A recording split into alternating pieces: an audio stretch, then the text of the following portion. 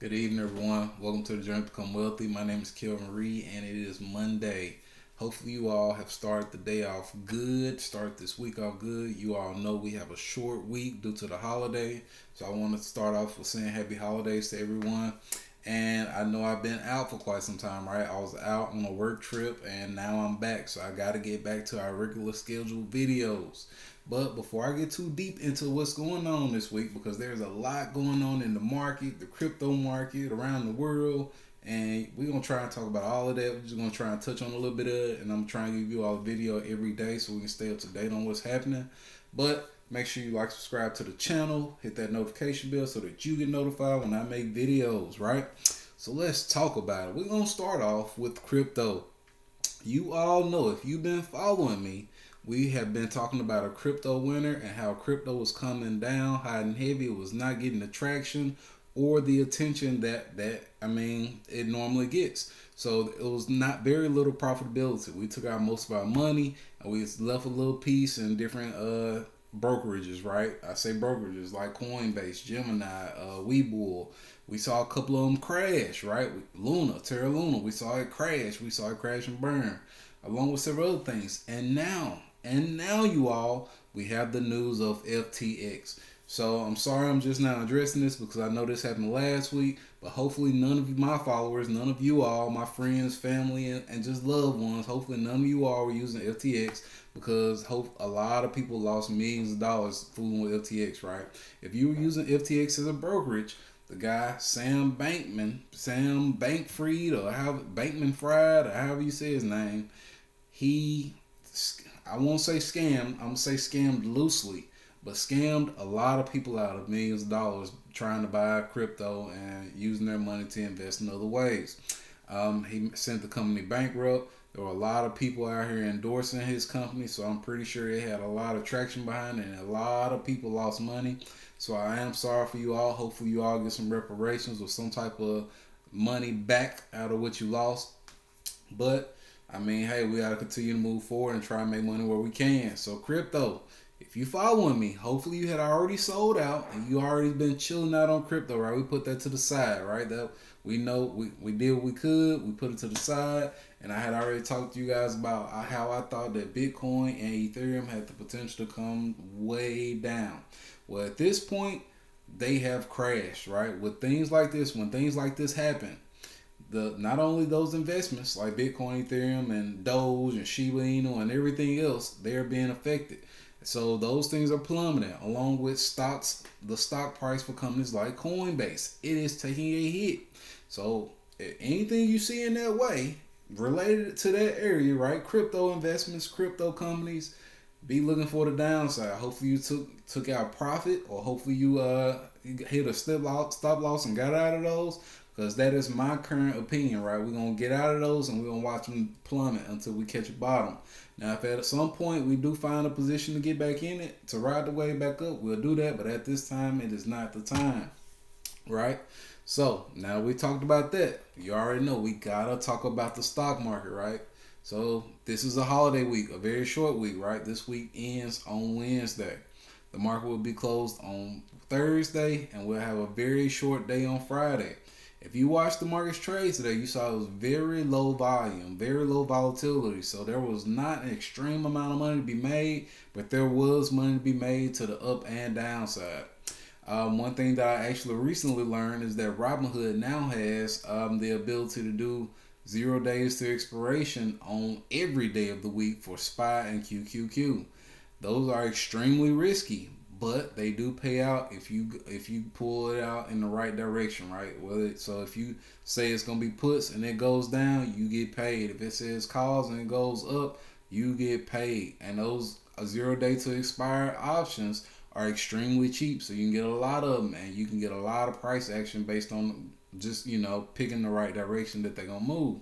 So those are some good things, right, that have happened this week. So that aside, still money to be made. However, I do not think that this week we'll see a lot of price action. We won't see a lot of movement, so I'll probably just be watching. Any big moves, I'll be on top of them. And if it's just small, I'll sit back, relax, and I'll wait until next week when the market returns, right? Returns in full, because that's usually when we get our next big pop. After taking a break like this, investors have had the time to think, enjoy their families, come back refreshed, and they're throwing a lot of money into these markets, right?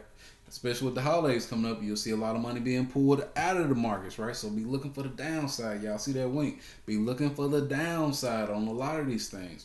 So let's go ahead and take a look at the market for today, right? So we got the Dow down 0.13%. Again, flat. Like I said, low volume. S&P 500 down 0.39%. The NASDAQ down 1.09%. And the Russell down 0.57%.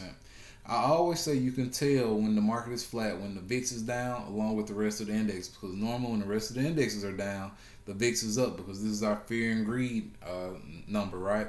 So the VIX is actually down, meaning that our fear and greed should be up. One thing that is notable to me for this week, Tesla. Tesla has hit a new 52-week low. So these are prices that have not been seen before. So, I mean, whether that's good or bad to you, you can buy the low. How low will it go? Is it because of the Twitter investing? Are people losing faith in Elon? These are things to know. And we see SoFi hit a very low bottom as well. SoFi is now down to 487. I hate to see that because y'all know I'm hot and heavy in SoFi. At this point, I wish I would have gotten out sooner. But it's okay, right? Because I plan on making all my money back that I lost over the next year. So this year, it has not turned out the best as we wanted, but there was still money to be made to the downside and upside. So hopefully you all have been making money on this journey. Hopefully you all have learned some lessons. Even if you haven't made money, hopefully you've been learning, watching, and just, going along with the flow so that you know what to do in 2023 in case things do decide to come lower or if they bounce back and they go to the moon. So following up with that, right, I got to start here. So stock futures a little changed on Monday, even though we already knew that, right? We talked about that. One thing I thought was important was it says something about China. China has a potential, so there's a prospect of China reinstating pandemic restrictions.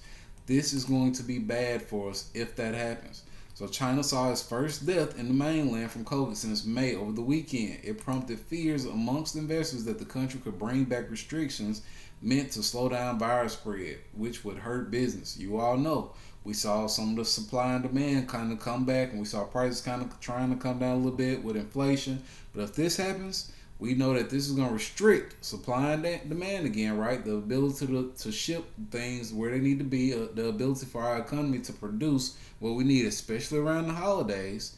And we're going to see prices go back up. We're going to see inflation go back up because these are some of the catalysts for those inflation numbers. So we got to be aware of that, right? If that happens, it is going to be bad. Also, coming in the month of December, we know that we have another CPI data, December 13th, I believe it is, and we have an interest rate hike. So this is going to be our first one that we're hoping is going to be 50 basis points. We know majority of this year, we have seen 75-point basis hikes. We have been taking a beating. We have been taking a beating, you all year from every side, right? Inflation, recession, shipping and handling, interest rates. You can't buy a house right now. I mean, everything that could go wrong has potentially gone wrong in the year of 2022. The only positive thing that really potentially happened was stimulus checks and the potential for student loan debt relief. And you all know that that has now hit a lawsuit, so it has been stopped out. Whereas that would have potentially put a lot of money back into the economy, a lot of money into the banking systems, and potentially boosted those things. So we know those are some of our safe bets. Banks during a recession, we're seeing our banks take a hit as well because now that is not happening. It has been put to a stop. So where's the money circulating? We're losing money. I have been seeing oil and gas prices coming down consistently, but I am not seeing where money is circulating, which I guess that is a good thing, right? Because that means inflation is coming down. But that also means we could be plunging into a recession. You all know, just like I know, that there have already been talks and rumors of 2023 being the year of the recession. So we have to be aware of that. We got to stay strong and just be prepared for any of those things that can happen. Okay? So one thing I got before I close out today, I wanted to make sure I showed you all the stock heat map because I just talked about how today was a flat day. You see that each sector has its own red and green. Disney being one of those ones that just did amazing today based on the fact that they're getting their old CEO back. which is always good news because that CEO apparently did some great things for Disney. He brought in a lot of money. He did numbers for the company, so that was definitely some positive news for the company. So that they're up 6.360%. Although they were up 9% at the beginning of the day, they came down about 3%, but that's still great news. Tomorrow, because again, I expect this week to be very flat. I expect there to be a little volatility, but not much unless there's some negative news. Tomorrow, we can expect things to trade flat, sideways, or down, in my opinion, or down. Holidays, a lot of people tend to sell off because they don't want to be caught holding the bag throughout the holiday or over the weekend. When the market opens back up on Monday, they take another major loss. So expect some downward pressure, I believe, on Tuesday and Wednesday. Now, again, like I said, this week I'm going to try and update you all every day, hoping that you all enjoy your holidays and, just so that you all are aware of everything that's going on, because right now this market is crazy. This market is just as bad as football season. You really can't tell where things are going right now. So right now I cannot give you a certified prediction for myself, but I will tell you what I believe. I believe we could see some downward pressure. I do believe there could be money to be made, but do not force any trades this week. Sit back, relax, prepare for the holidays, spend time with your families, enjoy some good food, and throw some extra cash into your account. All right.